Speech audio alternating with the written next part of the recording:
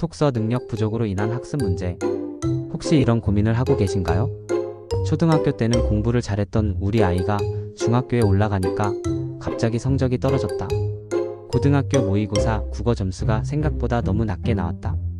수업 시간에 집중을 못한다고 학교에서 연락이 왔다. 많은 학부모님들이 이런 변화에 당황스러워 하십니다. 하지만 이런 문제들의 근본 원인은 바로 초등학교 시기에 충분히 기르지 못한 독서 능력에 있을 수 있습니다. 우리 아이는 책을 읽을 줄 아는데 무슨 독서 능력 문제냐고 생각하실 수도 있습니다. 하지만 독서 능력은 단순히 글자를 읽는 것이 아닙니다. 독서 능력은 5단계로 발전합니다. 첫 번째, 많은 정보 중에서 중요한 것을 골라내는 선별 능력. 두 번째, 긴 글의 핵심 내용을 간추리는 요약 능력. 세 번째, 글에 직접 쓰여 있지 않은 숨겨진 의미를 파악하는 추론 능력. 네 번째, 글의 내용이 옳은지 비판적으로 판단하는 평가 능력. 다섯 번째, 글을 읽고 감정적으로 공감하고 느끼는 감상 능력입니다. 이 5단계가 충분히 발달되지 않으면 중고등학교에서 다양한 학습 문제가 나타납니다. 실제로 어떤 문제들이 나타나는지 살펴보겠습니다. 수업 시간을 보면 아이가 국어 시간에 시를 읽고 주제를 말해보라고 하면 대답하지 못합니다. 영어 시간에 긴 지문을 읽을 때 집중하지 못하고 중간에 딴 생각을 합니다. 사회나 과학 교과서의 긴 설명문을 읽고도 핵심을 파악하지 못합니다. 더 심각한 것은 수업 참여입니다.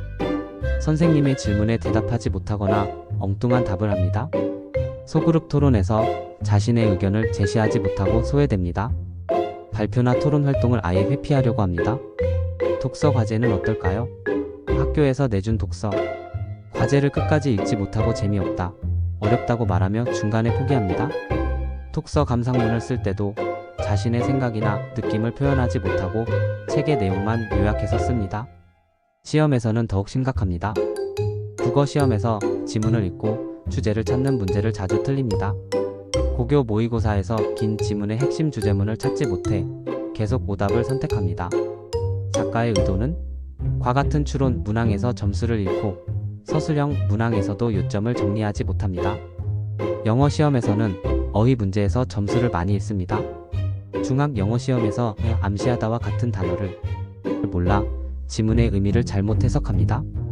긴 지문 문제를 시간 안에 풀지 못해 고3 수능 모의고사에서 뒷부분을 다 풀지 못합니다. 사회나 과학 시험에서는 배경 지식이 필요한 문제에서 어려움을 겪습니다.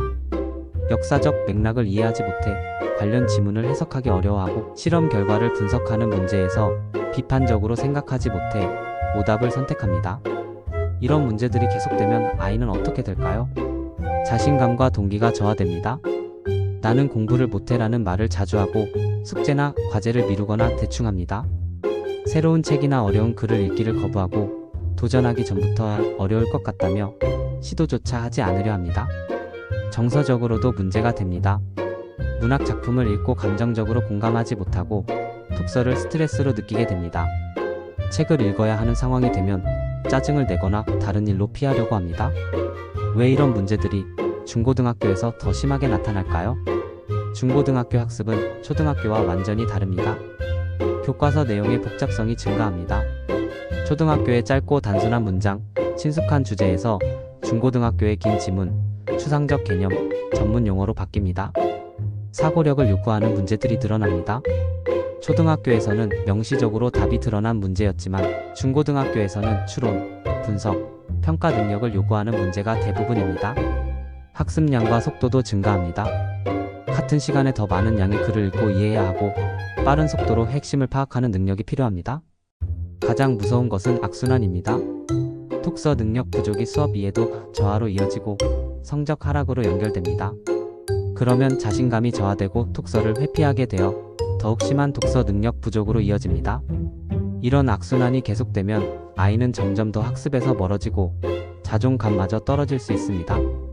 우리 아이는 어느 정도일까요? 간단히 체크해 보세요. 방금 말씀드린 문제들 중 5개 이상 해당된다면, 최근 6개월간 국어나 영어 성적이 지속적으로 하락했다면, 아이가 독서나 공부에 대해 부정적인 말을 자주 한다면, 교과서나 문제집의 긴 지문을 읽기 싫어한다면, 책을 읽어도 내용을 제대로 설명하지 못한다면, 이 중 3개 이상 해당된다면 독서 능력 향상을 위한 체계적인 도움이 필요합니다. 하지만 절망하지 마세요. 우리 아이의 독서 능력 포기하지 마세요. 올바른 방법으로 꾸준히 도와주면 반드시 향상될 수 있습니다. 다음에는 이런 문제들을 해결할 수 있는 구체적이고 실용적인 방법들을 단계별로 알려드리겠습니다.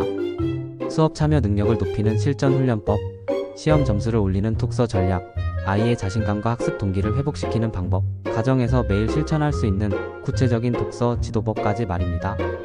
우리 아이의 미래를 위해 지금 당장 시작해야 합니다.